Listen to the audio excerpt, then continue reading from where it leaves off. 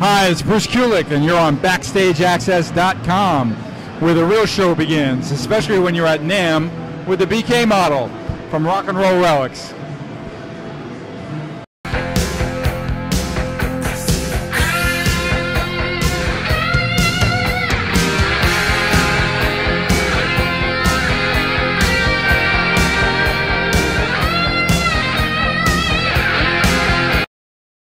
BackstageAxxess.com. We are here at the NAMM 2014 Expo with the one and only Bruce Kulick. How you doing, Bruce? Good, Gus. How you been?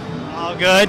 And a new guitar, replica guitar, Roll Relics. This guy right here. Look at this good-looking guy.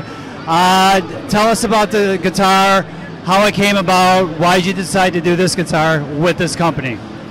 Well, I'm a guitar nut, as everybody knows, you know, and it was actually a year ago at NAMM is when I met Billy, the guy who owns this company. He was a good friend of mine, Wes, who has a website, like an online boutique guitar website, and was doing business with Billy. He said, you know, this guy makes like kind of relic versions of, you know, vintage guitars. You'd probably dig, maybe he can make you something, you know.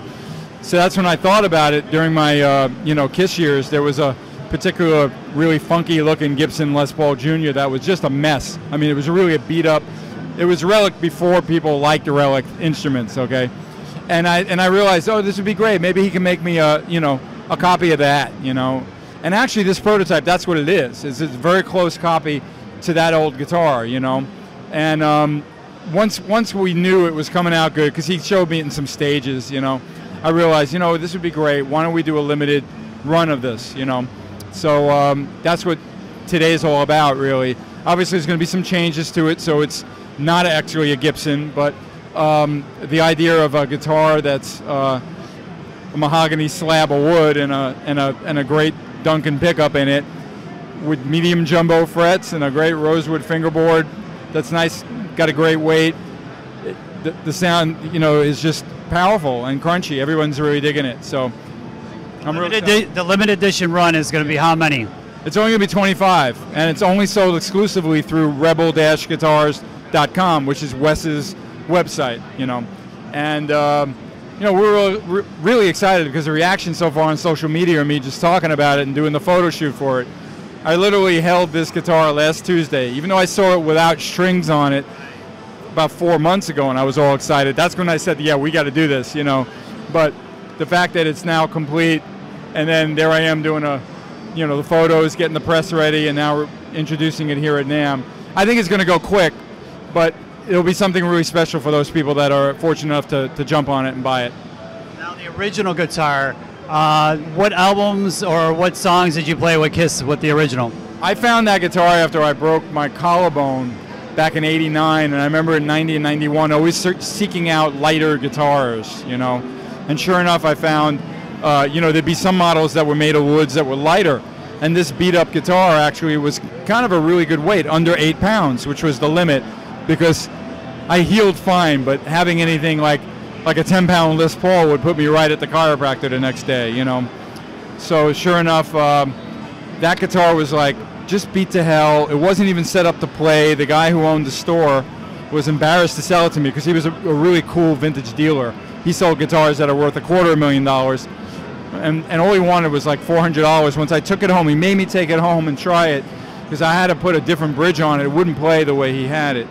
So sure enough, I took it home, fiddled with it, and I realized, man, this thing sounds good. I think I want it, you know. And then there I was, you know, buying it and then realizing this will work on tour, you know. And so I used to play it for the average of 4 songs in a concert, which is great. So if you see a full Revenge show, you'll see the guitar. Maybe some of the tracks even on a Live 3 is that guitar, because that was the Revenge tour.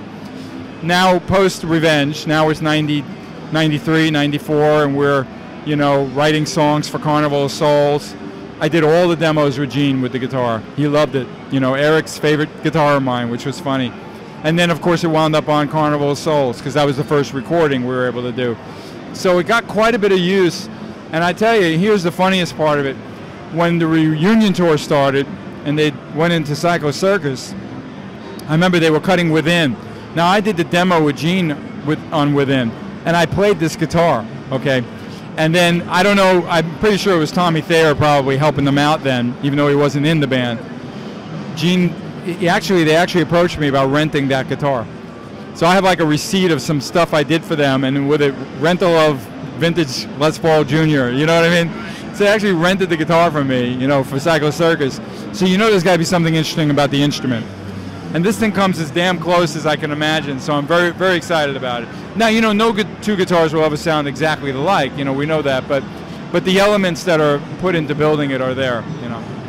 Okay, so obviously, you could go to, I'm sure, the website you said to buy it, right? The limited run? The info on his website, but it'll be rebel-guitars.com, or there's a link on my Kulick.net, you know. We'll tell you how to order one, you know. He's taking deposits. It just happened this morning.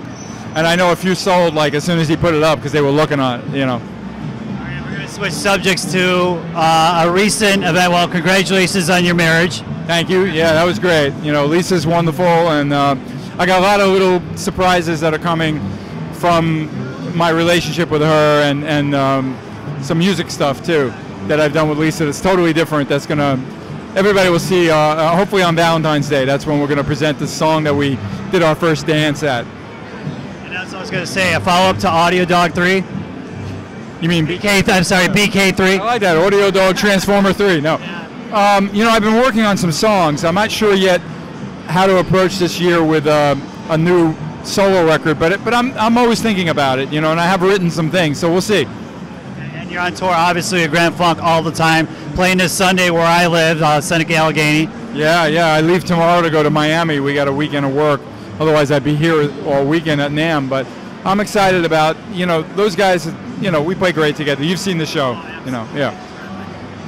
Rock and Roll Hall of Fame finally did the right thing, inducting Kiss, and a lot of fans probably want to know how you feel about that because they only inducted the original, not just, you know, obviously Eric Carr or yourself probably should have been inducted, but it weren't. How do you feel about that?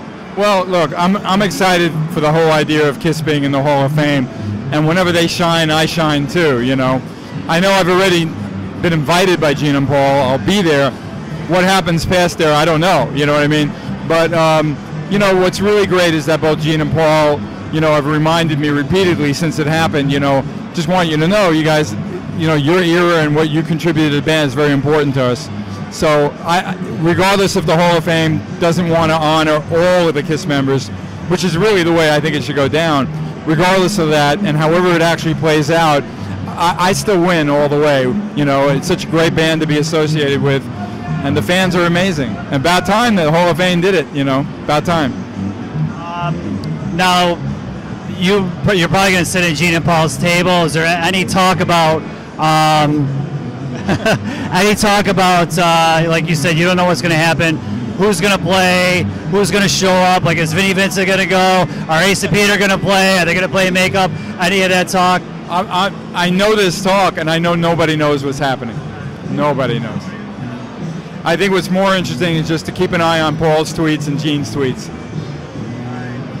So, check out Bruce on tour with Grand Funk Railroad. Check out the guitar. You can go to Rock and Relics to purchase, and there's only 25 and already a couple sold today. So if you want one, you have to go out and get one right away. Bruce, obviously always a pleasure to talk to. A rock and roll guitar great right here.